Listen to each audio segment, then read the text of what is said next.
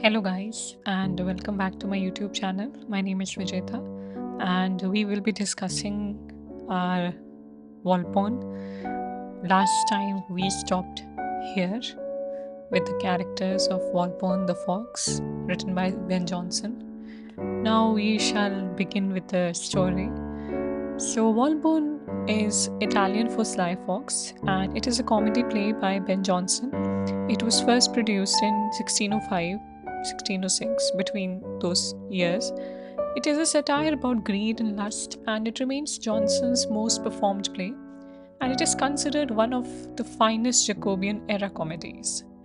So, Walpole is one of the comedies that is still remembered to the this day, even though it was when was it published? Like 1605. It was published thousands of years ago, and it goes on to tell not thousands of years ago, but it's been a long time, and it goes on to tell that human nature doesn't really change in even in such a long time. And Ben Jonson was able to capture that array of human emotions, that spectrum of human emotions, which is the reason why a lot of people still talk about Walpole or the Fox, although it's a play which is really, really old. And it goes on to show classic literature and its importance and its relevance. So, moving on with the story, Walpole is a wealthy, childless con artist, and the play begins with him worshipping his gold in a soliloquy. His servant Mosca, or Parasite, he periodically interrupts him with flattery, and Walpole's buffoons, who are Nano, Castron, and Androgino, enter and perform a sarcastic skit about the transmigration of Pythagoras' soul.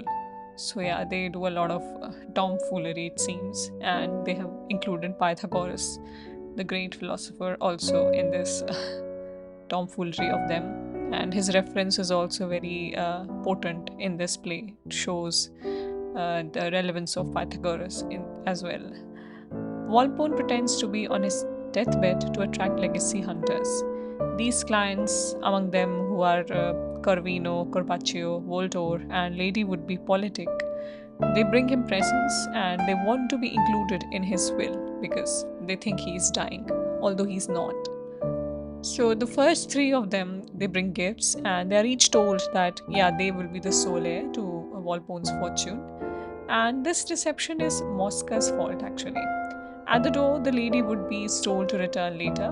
Mosca speaks of Corvino's beautiful wife, and Walpole decides to see her for himself. So they disguise themselves and they head out. So Politic would be another character, and Peregrine are in the public square outside Corvino's house.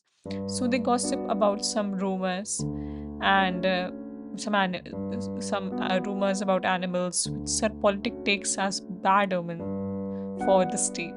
Mosca and Nano appear and they set up a stage. Now Walpole arrives disguised as a mountebank and delivers a sales pitch for an elixir. He asks for a handkerchief, and Celia, Corvino's wife, throws one to him. Corvino is furious and he disperses the crowd.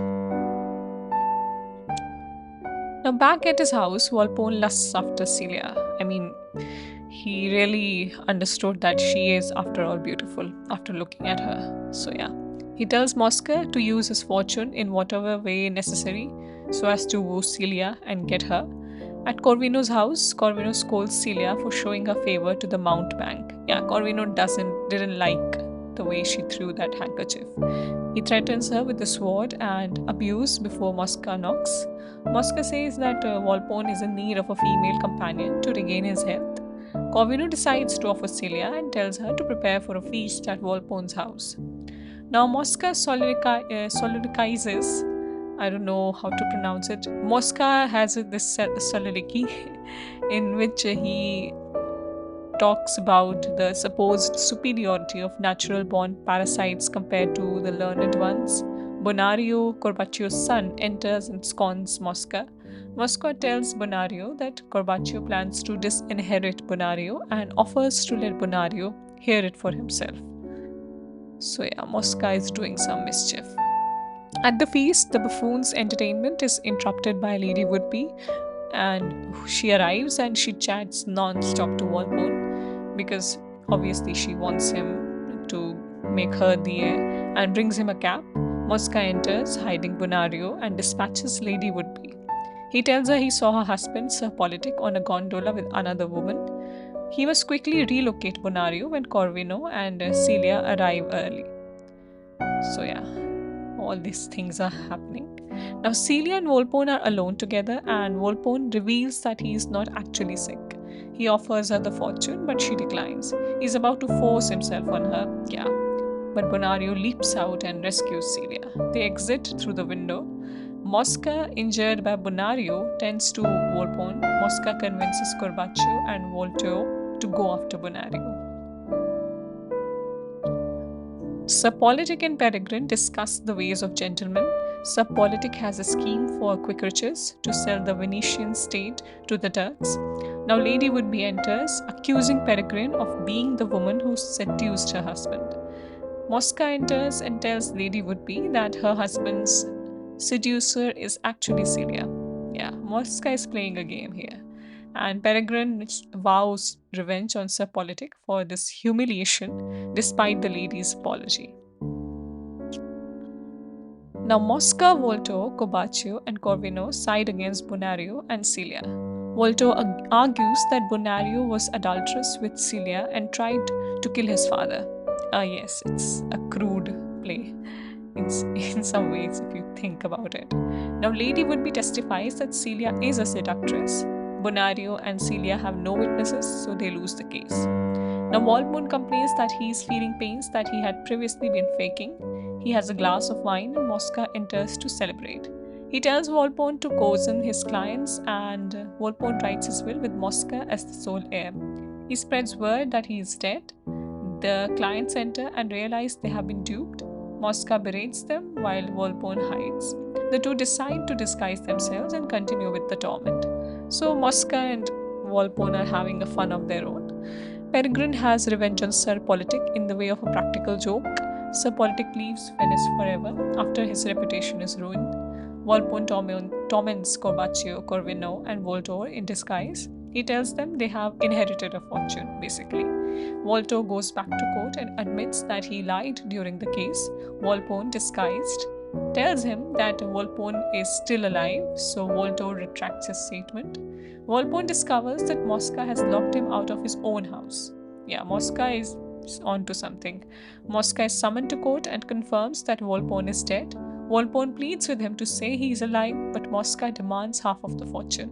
They cannot agree, so Volpone is taken away by officers. He quickly unmasks himself and brings Mosca down with him. So yeah, at the end, both fight with each other. The court then hands punishments to everyone involved. Finally, Volpone speaks to the audience and asks for applause. So this is quite a play, and a lot of things happen, and a lot of characters are there.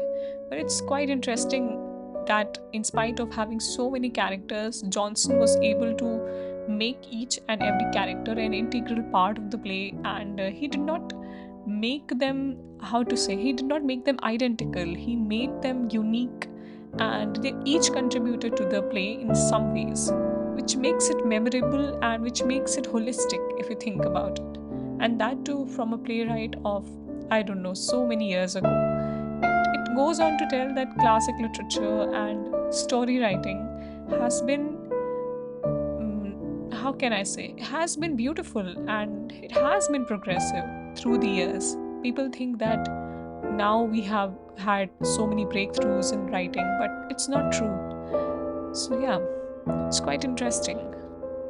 Now we come to the next play, which is called Epicene or The Silent Woman. It was written in 1609 and it takes place in London.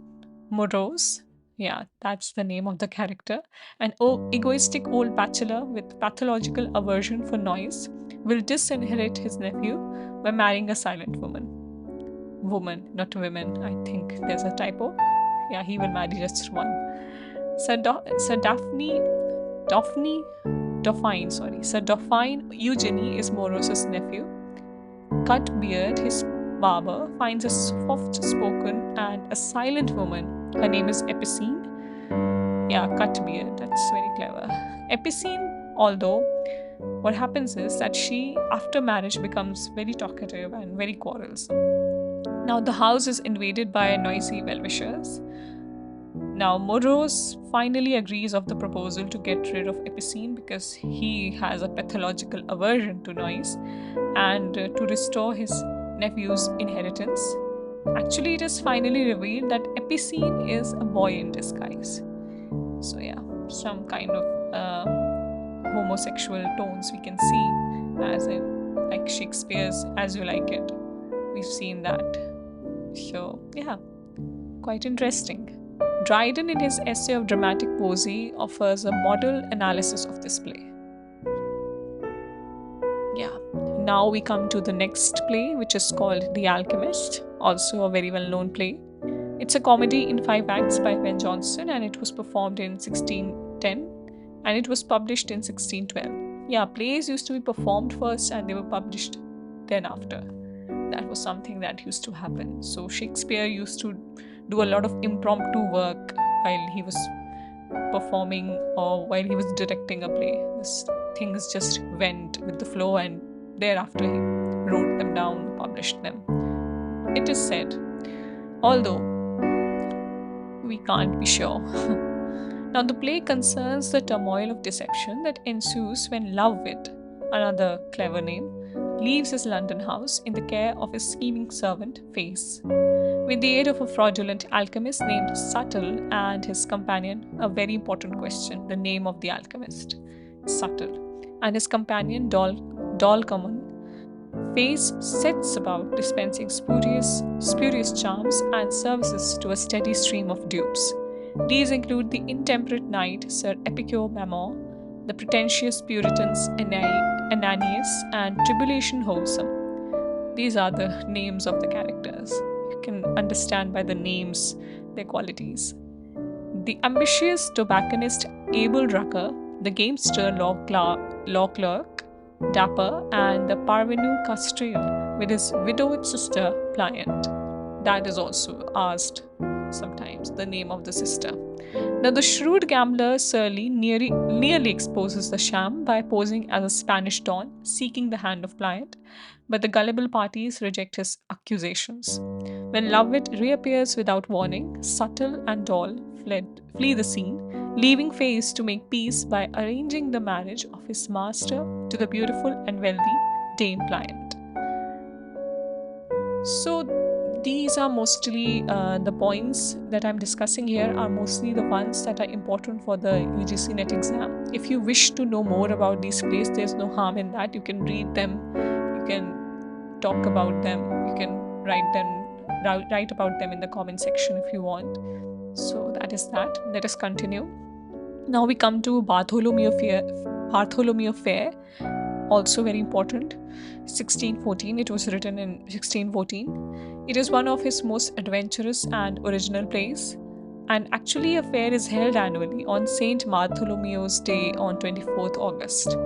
So the major characters in this play are Adam Overdue, he's a justice, Bartholomew Coates, the country squire, Grace Wellborn, Coates' suitor, Wasp, Coates' servant who has a biting tongue, and Puritan Busy, he is the hypocritical person whose mind is more fixed on food than faith.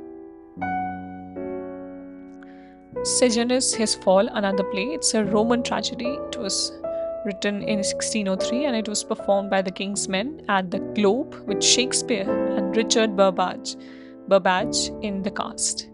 Catiline, His Conspiracy, another play. It is based on events in the history of the Roman Republic. A lot of Roman influence can be seen here.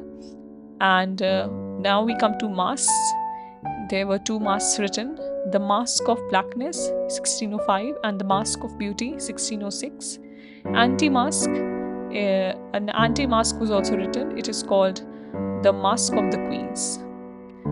And there is Drink to Me Only with Thine Eyes. It's the opening line of Song to Celia. It's a lyric actually. There's a slight typo error, but it's a lyric. Yeah, see lyrics. Drink to me only with thine eyes. Very beautiful actually. It's the opening line of Song to Celia. So Ben Jonson dipped his pen everywhere.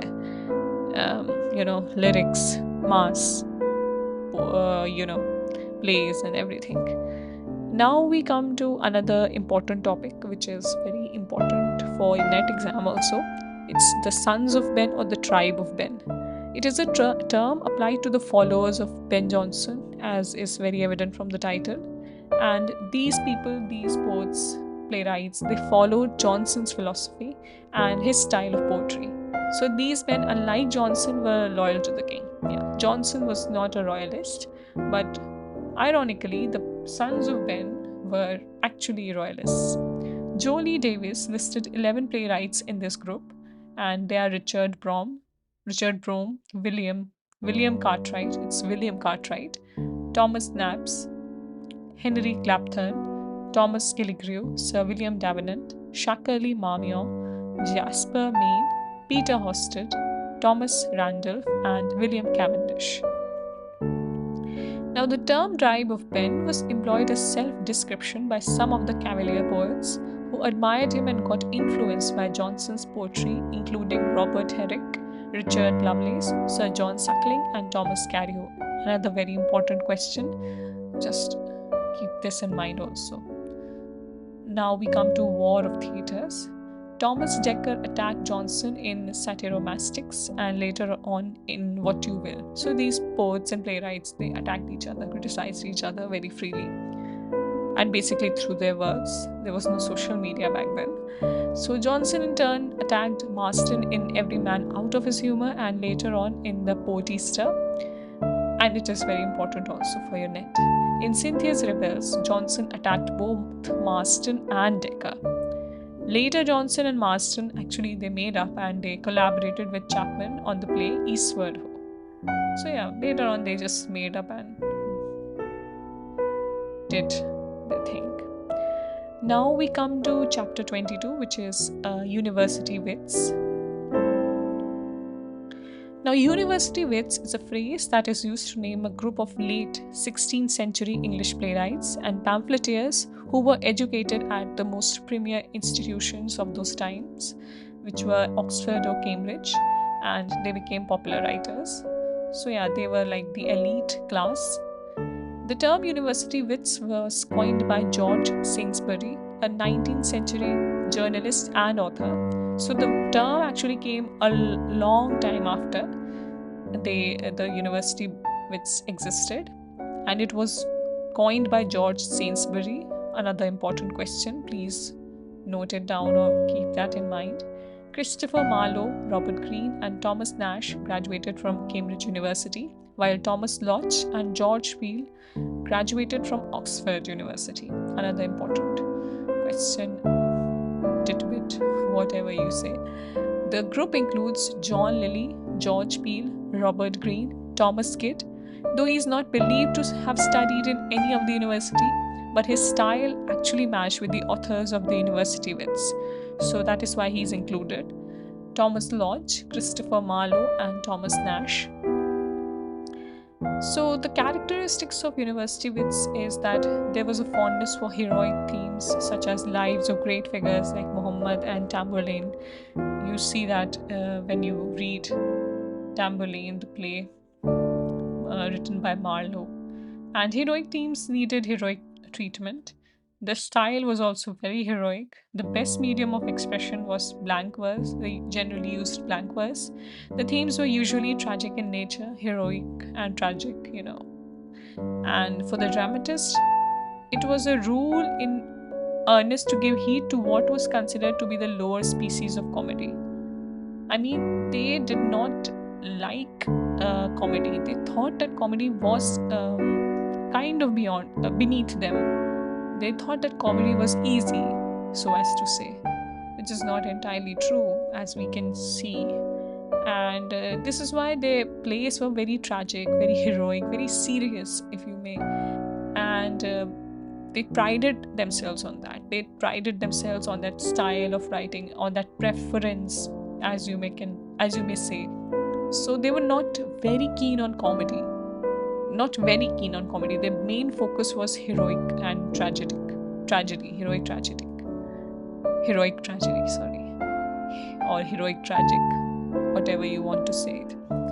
They lacked humor in drama, and at all, some humor was brought, it was immature, coarse. It was immature and very coarse. Like they were not, how can I say? I mean, they did not try to do comedy, and when they tried to do comedy, it came out very immature and very coarse because they have not had that practice, they have not had that experience of writing comedy.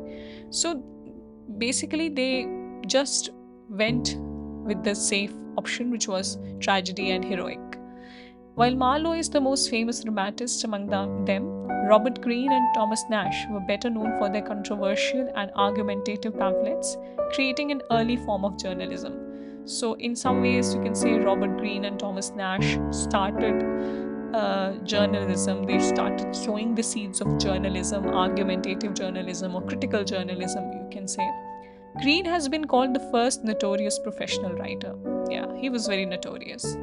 In the pamphlet Growth's Worth of Wit by Greene, there was an apparent attack on Shakespeare as an upstart crow. Like, Greene did not like that Shakespeare was becoming more popular and he was not even educated in a university, and he was kind of a snob in that way. So, when he published that pamphlet, Growth's Worth of Wit, he actually said, he actually articulated those words. He called Shakespeare an upstart crow, which is quite not very nice, I suppose, and showed his insecurity, if you think about it.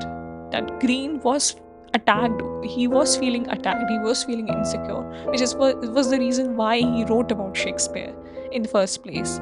Had he dismissed him or made him insignificant by not mentioning about him, it would have shown that he's not jealous of him or he's not affected by him. But this thing actually showed that Greene actually had that inkling that Shakespeare can become something that he or the other universities wits might not.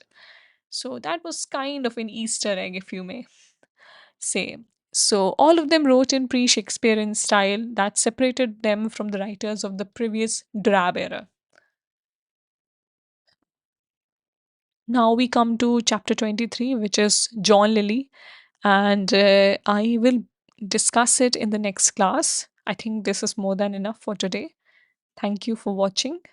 If you like the lecture, please like my video, give a thumbs up, comment, and subscribe to my channel. Thank you.